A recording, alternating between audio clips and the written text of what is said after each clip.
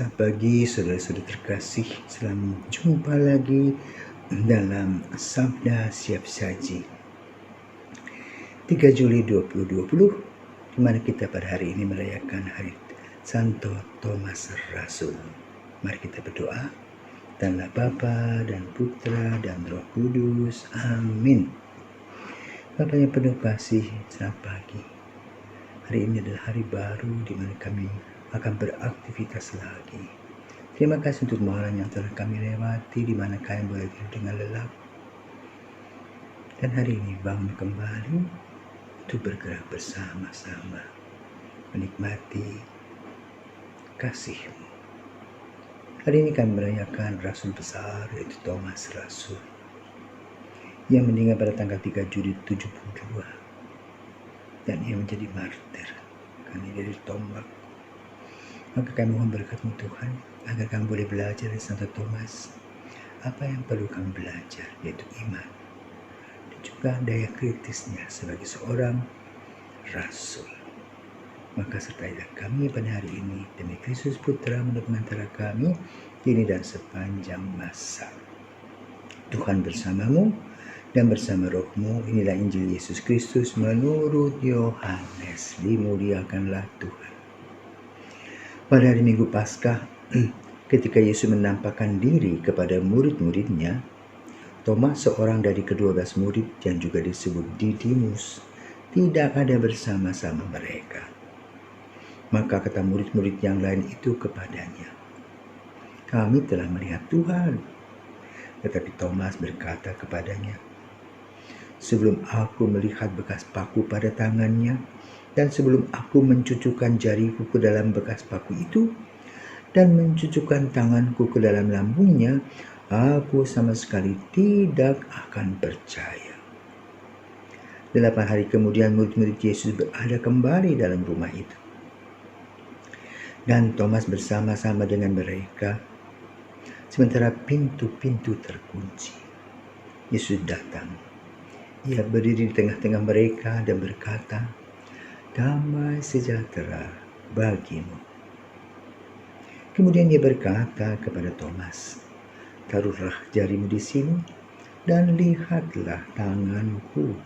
Ulurkanlah tanganmu dan cucukkan ke dalam lambungku.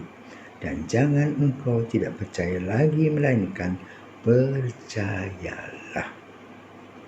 Thomas menjawab kepadanya, "Ya Tuhanku dan Allahku." Kata Yesus kepadanya, "Karena telah melihat aku, maka engkau percaya. Berbahagialah mereka yang tidak melihat namun percaya." Demikianlah Injil Tuhan. Terpujilah Kristus. Saudara-saudara, apakah salah kalau Thomas berkata, "Sebelum aku mencucukkan jari pada lambung Yesus, aku tidak percaya"? Mengapa? Bagi Thomas, Yesus yang sudah meninggal, sudah wafat, selesai. Sama seperti gambaran kita saat ini. Setiap orang yang sudah meninggal artinya sudah selesai.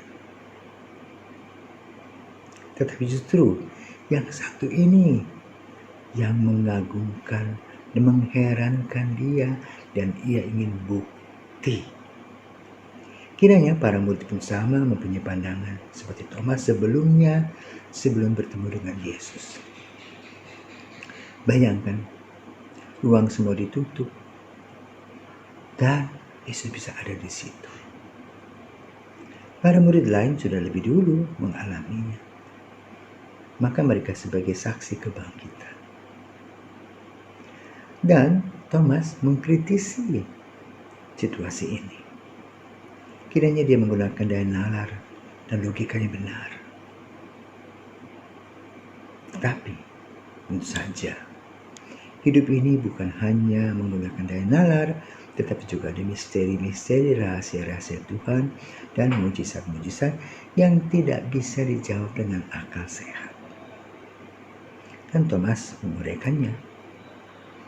Untungnya Yesus menjawab apa yang dipikirkan oleh Thomas, yang diragukan Thomas. Ia membuka hati dan pikiran kita melalui pengalaman Thomas. Maka apa yang disampaikan oleh Yesus tidak marah. Dia mengatakan damai sejahtera bagimu. Thomas, ayo. Terkejutlah Thomas. Tunjukkan jarimu ke dalam lambungku.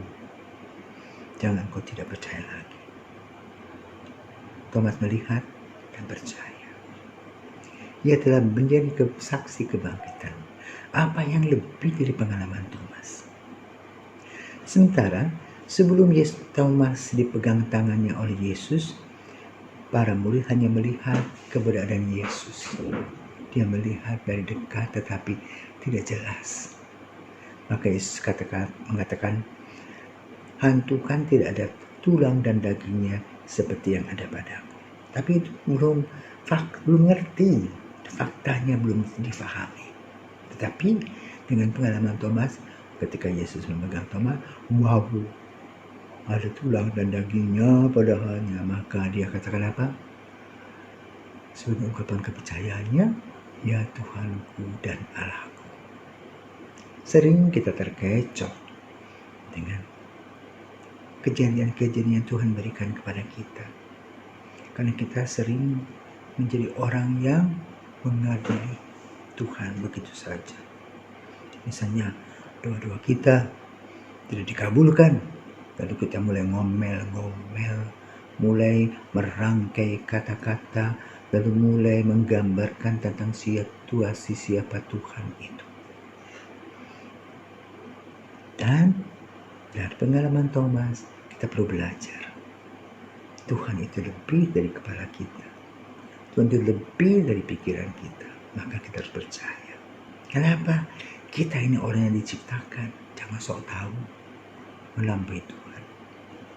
Maka kita harus bersimpuh seperti para murid ketika mereka ditinggalkan oleh Yesus. Mereka duduk berdoa, men-sharingkan pengalaman-pengalaman bersama dengan Yesus, lalu mencari solusi. Dan itulah yang perlu kita buat saat ini.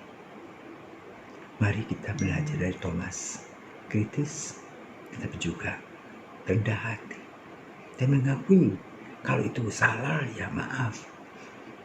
Tetapi kalau itu benar, tetap pada pendirian. Terima kasih Santo Thomas yang sudah mengajar kami untuk mengkritisi iman kami. Namun ketika mendapatkan pencerahan, kau yakin dengan rendah hati datang, memohon ampun kepada Tuhan Yesus. Dan Yesus mengatakan apa? Setelah ia mengatakan, ya Tuhanku dan Allahku. Karena engkau telah melihat aku, maka engkau percaya. Berbahagialah mereka yang tidak melihat namun percaya. Semoga kita juga tidak melihat namun percaya. Karena Tuhan kita yakini yang akan mengurus kita setiap hari. Semoga kita diberkati Tuhan. Selamat beraktivitas.